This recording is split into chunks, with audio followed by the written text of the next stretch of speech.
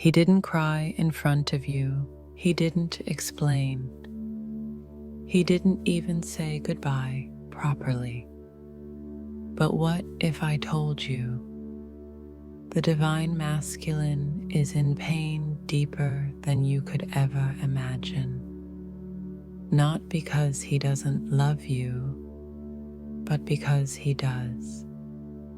Because loving you means facing every wound he buried, every belief he clung to, every fear that once kept him safe. You see the silence, but you don't see the war behind his eyes. You feel the distance, but you don't feel the storm raging inside his heart. This pain is not weakness. It's a sacred breaking, a dismantling of everything false, so that only truth remains. Are you ready to finally understand what his soul has been carrying all along? Comment. I felt his pain. If you've ever sensed what he couldn't say, you think he's fine because he doesn't say a word, because he goes on with his life, with his responsibilities, with his routines, because he doesn't collapse in front of you. But silence is not absence, and what you don't see is the ache that sits behind his quiet eyes. The divine masculine has been trained by the world, by his upbringing, by generations before him, to bury what hurts, to silence the scream, to numb the emotion, to wear strength as armor, even when his soul is bleeding underneath. And so, when separation hits, when he feels the pull of your soul and the pain of the disconnection, he doesn't reach for help. He retracts. He disappears. Not because he doesn't care, but because he has no idea how to hold that much feeling, especially when it's sacred. What happens inside him can't be seen with the eyes. But if you could step into his energy, you'd feel it. You'd feel the storm, the collapse. The moment he realizes that everything he tried to control is slipping from his hands, and that the one person who saw through all his masks is now gone. He doesn't know how to process that, because he's never been taught how to feel, only how to fix. But this journey, this connection, isn't something he can fix. It breaks all his logic. It melts all his defenses. It shows him what's real, and he's not ready for real. Have you ever sensed that his silence was not rejection, but fear? That his distance was not absence, but a survival mechanism? That his lack of words wasn't because he didn't care, but because he cared so much it hurt.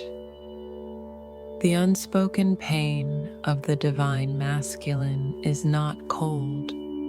It's heavy. It's haunted. It's filled with all the things he never got to say, all the ways he wanted to love you but didn't know how. He may look like he moved on, but deep down, he's stuck in that moment, the moment he lost the one who saw him clearly, the moment he realized he wasn't ready. The moment he chose to run because staying meant breaking apart. And now the silence becomes his prison, a space where his soul still whispers your name, even when his ego tells him to forget. A space where your memory lingers, not as a ghost, but as a mirror, a reminder of who he could be if only he stopped hiding. The divine masculine's pain is not dramatic. It's not loud, it's sacred, it's soul level. And until he learns to face it, it will shape every step he takes.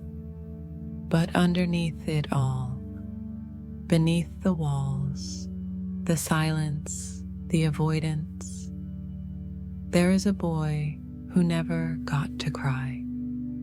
A heart that never felt safe enough to break open, and a man who still hopes, deep down, that one day you'll understand what he couldn't say.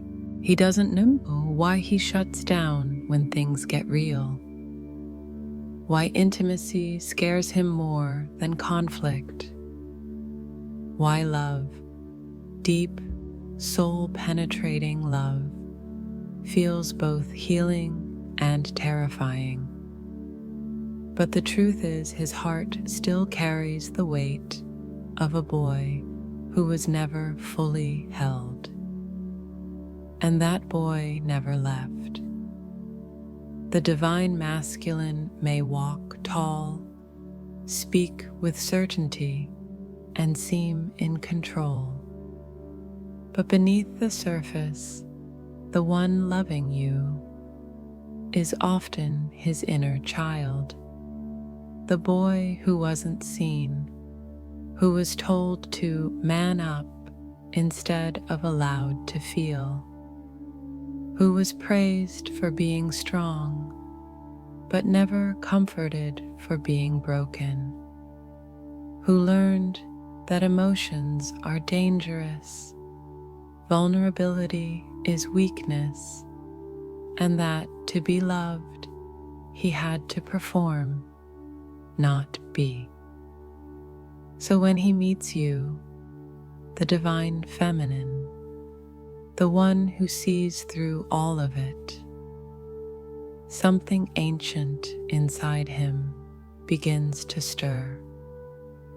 Because your love doesn't want performance. Your soul doesn't need perfection. You want him raw, honest, real. But that version of him has never felt safe enough to exist. So what does he do? He retreats, he reacts, he sabotages the very thing he prayed for. Not because he doesn't feel, but because he feels too much. Because your love exposes what he's been avoiding for lifetimes. The fear of being truly known and still being abandoned. Have you ever seen his walls rise without warning? Right after a moment of closeness? Have you ever felt him distance himself after opening up? Have you ever sensed the contradiction?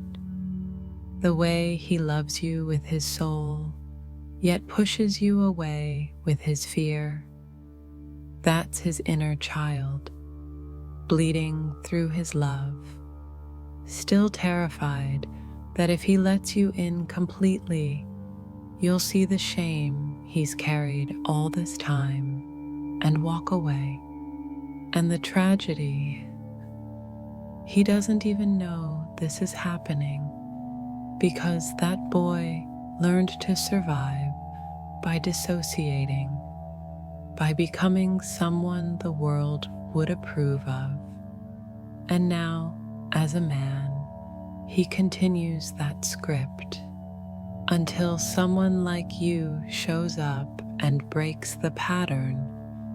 Your presence, your softness, your devotion, they don't just call the man forward, they call the boy out of hiding. And that's where the real work begins. Because suddenly, he's no longer just loving you from the mind. He's feeling you from the soul. He's remembering what it means to be seen, to be vulnerable, to be safe in love. But the healing is not instant. It's layered, messy, painful. There will be moments where the man wants to stay, but the boy is too scared.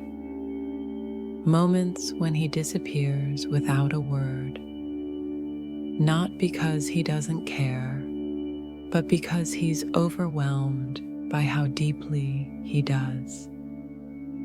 And in those moments, the divine feminine faces her own test. To not chase the boy, but to hold the frequency of the woman, to love him without losing herself, to understand that it's not her job to fix him, but to reflect to him what safety in love truly feels like. Because one day, when the boy finally feels that he no longer has to perform, impress, or protect, he'll realize he can come home to you, to love, to himself. And in that reunion, soul with soul, wound with wound, the inner child no longer bleeds through love. He heals through it. He wants to surrender. He really does. There are moments when he feels it.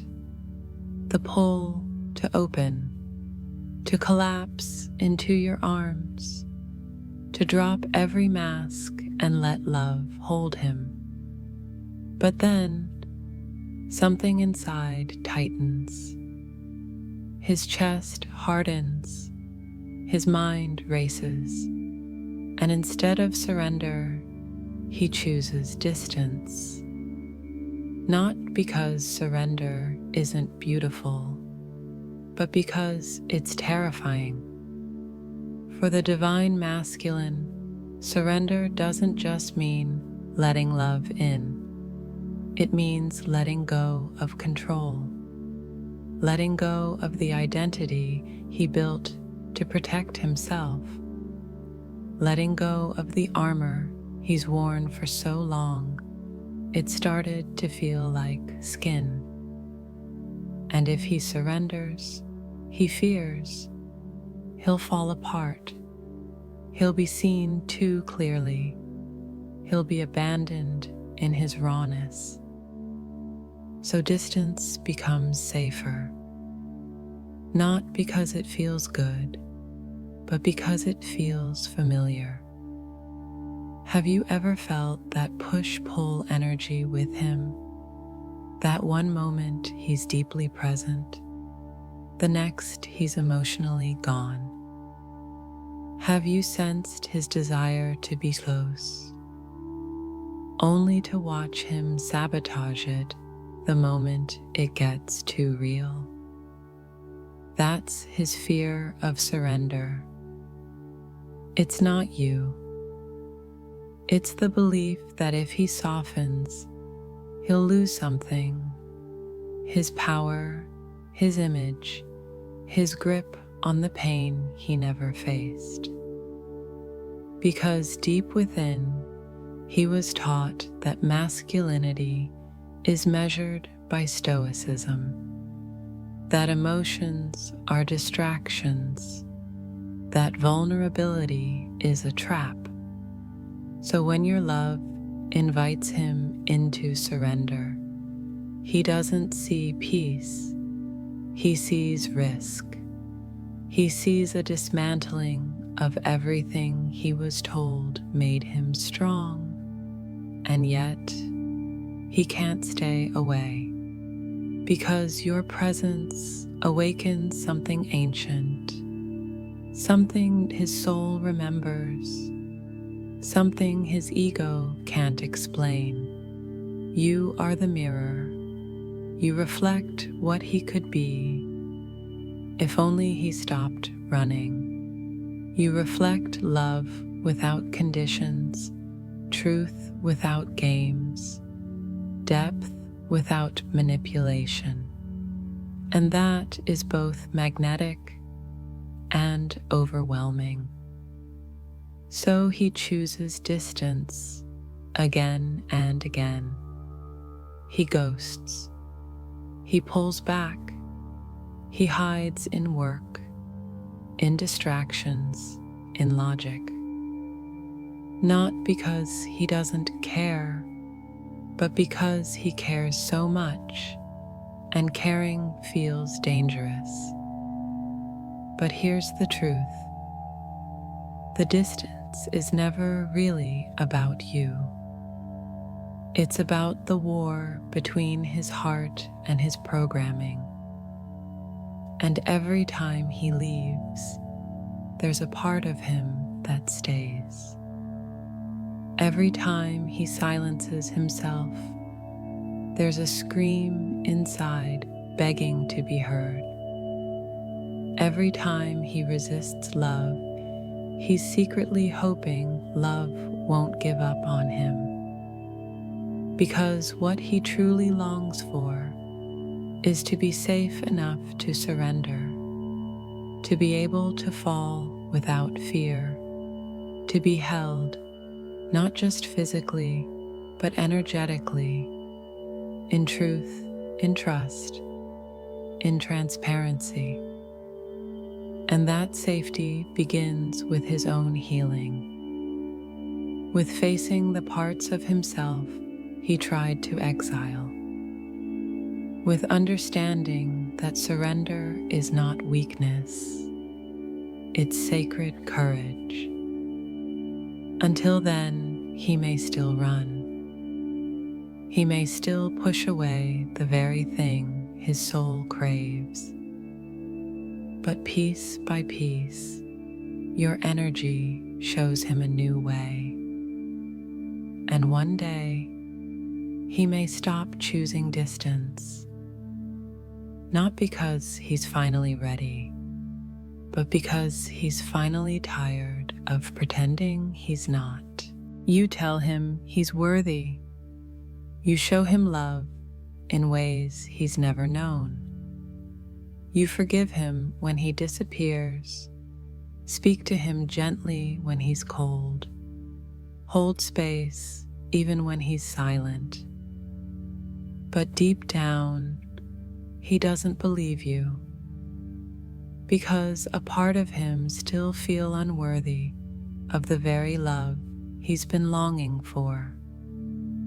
This is the hidden weight the divine masculine carries, the heavy, invisible belief that love like yours was never meant for him.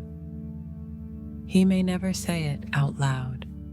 He may never show it on the surface. But inside, it shapes everything. It shapes why he distances himself when things get too close. It shapes why he doubts your feelings even after all the signs. It shapes why, no matter how much he desires you, he keeps holding back. Because to fully receive love, he'd have to believe he deserves it. And that belief was broken long ago, somewhere in childhood, or past relationships, or soul-level wounds. He came to a conclusion. I am too much. I am not enough. I am not lovable unless I prove my worth. And so, when you show up, the divine feminine, offering love that is pure, unconditional, soul deep, it triggers every belief he's been carrying, not because your love is wrong, but because it's too right, too real, too honest, too opposite of everything he's ever known. Have you ever seen him shrink when you loved him more? Have you noticed how he deflects compliments, turns away from tenderness, or makes jokes when things get emotional? That's the mask of unworthiness. It keeps him from receiving what his soul has always needed. And here's what no one tells you. Feeling unworthy doesn't look like sadness. Sometimes it looks like anger, like blame, like silence, like walking away. It's the voice inside him that says, she'll leave eventually. Or worse, if she sees all of me, she won't stay. So he pushes first, not because he wants to lose you, but because he's afraid you'll wake up one day and realize he was never enough.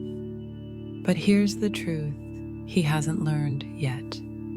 Worth is not earned by doing. It's remembered by being. And your presence, your unwavering love, is the invitation for him to remember, not by force, not by saving him, but by anchoring into your own worth so deeply that it mirrors back the truth he forgot. Because when you love from overflow, not sacrifice, when you stay soft without chasing, when you remain open without proving, you become the reminder that love doesn't demand perfection, it reveals it. Still, this is his healing, and no amount of love from you can replace the work he must do within. To meet the wounded boy inside and finally say, you're enough, even now, especially now. Until then, he may reject love he craves. He may push away the one he prays for. He may silence the heart that only wants to speak. But with time and grace and the sacred fire of your own wholeness, he might begin to release the weight. Not because someone told him to, but because he finally remembered he was always worthy. He just forgot how to receive. He doesn't just wake up one morning ready to face it all. The pain, the grief, the buried emotions he's run from for years, maybe lifetimes. No, the divine masculine doesn't open the door to healing because it's easy. He opens it because he's exhausted from carrying it all alone. The moment he begins to face his pain doesn't come through logic or planning. It comes quietly, in the silence of the night, in the weight of another goodbye, in the hollow feeling that nothing, not success, not control, not escape, can fill the void inside. There comes a point when the pain of pretending becomes greater than the fear of feeling. And in that breaking point, something shifts. What helps him face the pain is not pressure, It's not being told to wake up or grow up. It's presence, it's compassion. It's a mirror, not of judgment, but of truth. Have you ever noticed how a small moment, a song, a memory, a scent, suddenly breaks him open? How one kind word can melt the armor he's worn for years. That's not weakness, that's timing, that's alignment. That's the soul saying, enough hiding, it's safe now. And often it's your absence that speaks louder than your love. Not because you abandon him, but because your decision to stop carrying both journeys forced him to finally carry his own. He might not say it, but the space you created by walking in your power, not chasing, not fixing, not pleading, made him confront the emptiness he was filling with distractions. Because in your absence, there were no more excuses, no more noise, only his own reflection. And it scared him, but it also woke him. He began to feel again the grief he buried, the guilt he suppressed, the longing he silenced. He may have cried without knowing why, felt waves of emotion with no logical trigger. His soul was detoxing, releasing, remembering, and little by little, he started to realize this pain wasn't punishment, it was purification. Because when the divine masculine finally faces his pain, he doesn't just heal, he transforms. He reclaims parts of himself he left behind to survive. He meets the child he once was and tells him, "You're safe now." He releases the shame of not being enough, the fear of not being lovable, the rage of not being seen. But even then, healing is not linear. He still stumbles, he still questions, he still aches. Yet now, he does so with awareness, with humility, with heart. And what truly helps him through this process is knowing that love is still possible after the breaking, that the divine feminine, whether near or far, holds a frequency that calls him not to perfection, but to presence. When he feels that, when he remembers that love is not a test, but a return, he doesn't just face the pain, he walks through it. And on the other side, he finds a version of himself he never thought existed, whole, worthy, awake. He doesn't announce it. There's no grand gesture, no dramatic message that says, "I've awakened." Because when the divine masculine truly awakens, it's quiet, it's internal, it's sacred. It happens the moment he stops running, not just from you, but from himself. When he realizes that no amount of distance could silence the bond he shares with your soul, that no mask, no distraction, no logic could ever eclipse what he feels in his core.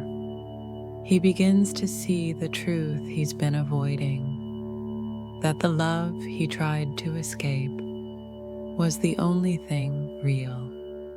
This awakening is not a sudden burst of clarity. It's a slow unfurling, a remembering, a return to self. He sees now that everything he pushed against, your devotion, your softness, your truth, was never a threat. It was a mirror, and what he feared was not losing you, but facing the parts of himself that never believed he deserved you. He may cry for the first time in years, not just because of regret, but because the armor is finally falling. He may feel emotions he once labeled as weakness and understand now they are strength. Because it takes strength to feel, to love, to surrender. Have you ever sensed his shift, even from afar, like a whisper in the soul that says, he sees it now? That's not imagination. That's the soul connection breathing again. Because when he awakens, the energy between you changes. He no longer resists. He no longer hides. He begins to match the frequency you've held alone for so long.